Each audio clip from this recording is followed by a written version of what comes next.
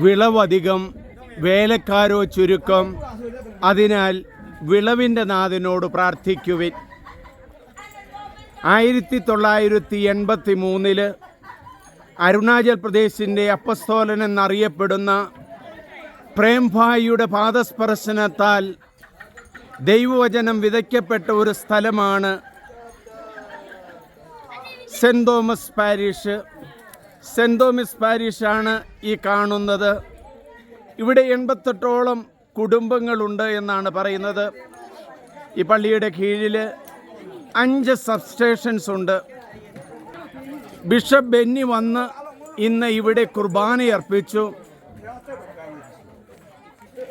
എല്ലാ മാസവും 25-ാം തീയതി മാതാവ് പ്രത്യക്ഷപ്പെടുന്നുണ്ടെന്ന് നമുക്കറിയാം. മെഡ്ജുഗോറിയയിൽ മെഡ്ജുഗോറിയയിൽ മാതാവ് പ്രത്യക്ഷപ്പെടുന്ന ഇന്നേ ദിവസം തന്നെ ജൂൺ 25-ാം തീയതി ബലിയർപ്പിക്കുവാൻ വരുവാൻ സാധിച്ചത് ദൈവത്തിൻ്റെ വലിയൊരു ഭാഗ്യമാണ്, നമ്മുടെ വലിയൊരു ഭാഗ്യമാണ്. മെഡ്ജുഗോറിയയിൽ മാതാവ് പ്രത്യക്ഷപ്പെടുമ്പോൾ പറയുന്ന ക്ഷമിക്കുന്നവരാവുക, പ്രാർത്ഥിക്കുന്നവരാവുക, അനുദപിക്കുന്നവരാവുക, വിശ്വാസമുള്ളവരാവുക, സമാധാനമുള്ളവരാവുക. സമാധാനപ്രിയരായ ഒരു ജനമാണ് ഇവിടെയുള്ളത്. കർഷകരാണ്. മലയോടും മഞ്ഞിനോടും മല്ലിട്ട് ജീവിക്കുന്ന കുടുംബം.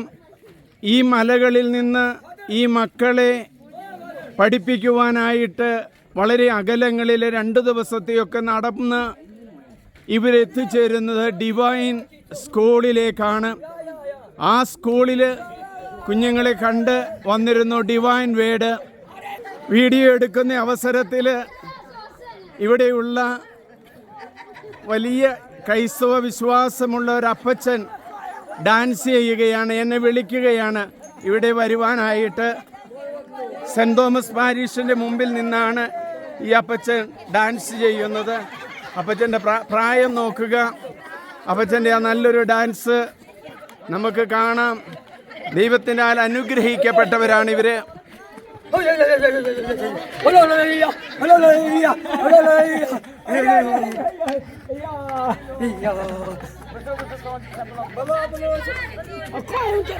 സെന്റ് തോമസ് പാരിഷ് പള്ളിയാണ് ഈ കാണുന്നത്. അപ്പച്ചൻ ഈശോയുടെ മുമ്പിൽ ഡാൻസ് ചെയ്തു. ഇവർക്ക് വിദ്യാഭ്യാസമോ ആതുരാലയങ്ങളോ ഒന്നും ഇവിടെയില്ല. ഇവിടെയുള്ള ഈ പ്രായം ചെന്ന അപ്പച്ചന്മാരും അമ്മച്ചിമാരും ആരും തന്നെ സ്കൂളുകളിൽ പോയിട്ടുള്ളവരല്ല. ഇവരുടെ കൈകളൊക്കെ വളരെ തഴമ്പ് പിടിച്ചതാണ്. ഈ തഴമ്പ് പിടിച്ച കൈകളിൽ ഇവർ അധ്വാനിക്കുന്നു ഇവരുടെ മക്കൾക്ക് വേണ്ടി. ഇവിടെ ക്രിസ്ത്യൻ മിഷണറിമാരിലൂടെ, പ്രത്യേകിച്ച് ഇവിടെ SVD സന്യാസ സഭയിലെ വൈദികരാണ്. ഫാദർ ക്ലെമൻ്റാണ് ഇപ്പോഴുള്ള വികാരിയച്ഛൻ. ഞാൻ ആദ്യം പറഞ്ഞതുപോലെ പ്രേംഭായിയാണ് ഇവിടെ വചനം വിതച്ച് മക്കളെ യേശുവിനെ കുറിച്ച് അറിയുവാനായിട്ട് ഒരുക്കിയത്. ഈ അമ്മമാരുടെയൊക്കെ ഡ്രസ്സുകളൊന്ന് ശ്രദ്ധിക്കുക. ഇവിടെ സ്വർണ്ണമിടുന്ന ആരെയും തന്നെ എനിക്ക് കാണുവാൻ കഴിഞ്ഞില്ല. എല്ലാവരും ഇതുപോലെയുള്ള മാലകൾ ഇട്ടിരിക്കുന്നതാണ്. സന്തോഷമാണ്. ഇവിടെ നിഷി ട്രൈബാണ്. നിഷി ട്രൈബ് അവരുടെ ഡ്രസ്സാണ്. അമ്മമാരുടെ ഒരു ട്രഡീഷണൽ ഡ്രസ്സ് ഇതുപോലെ വെള്ളയും കറുപ്പും കലർന്നതാണ്.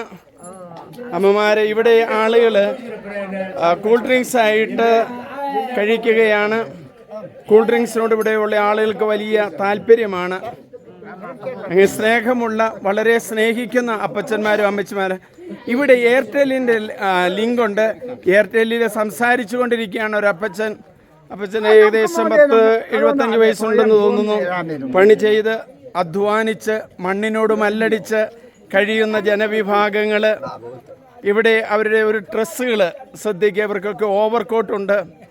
ഇവരുടെ ഒരു ഡ്രസ്സൊക്കെ ഇട്ട് തൊപ്പികളൊക്കെ വെച്ച്. ഈ തൊപ്പിയൊന്ന് ശ്രദ്ധിക്കുക. ബാമ്പു കൊണ്ടുണ്ടാക്കിയിരിക്കുന്ന തൊപ്പിയാണ്. എത്രയോ കലാഭാവനകൾ ഇവരിൽ നിന്ന് വിരിഞ്ഞു വരുന്നു. ദൈവത്തിൻ്റെ അനുഗ്രഹത്താൽ പ്രേംഭായി ആ വചനം വിതച്ചുകൊണ്ട് യേശു പറഞ്ഞില്ലേ, വിളവധികം വേലക്കാരോ ചുരുക്കം, അതിനാൽ വിളവിൻ്റെ നാഥനോട് പ്രാർത്ഥിക്കുവിൻ. ഇവർക്കൊരു ഏറ്റവും നല്ലൊരു പള്ളി ലഭിക്കാനായിട്ട് പ്രാർത്ഥിക്കണം. ഞാൻ ഇതുപോലെ വീഡിയോ ചെയ്ത ഒരു പള്ളിയിൽ പള്ളി പണിതുകൊണ്ടിരിക്കുകയായിരുന്നു. അവർക്ക് അവിടെ പൈസ കൊടുക്കുവാനിടയായി. ദൈവം നിങ്ങളെ അനുഗ്രഹിക്കും.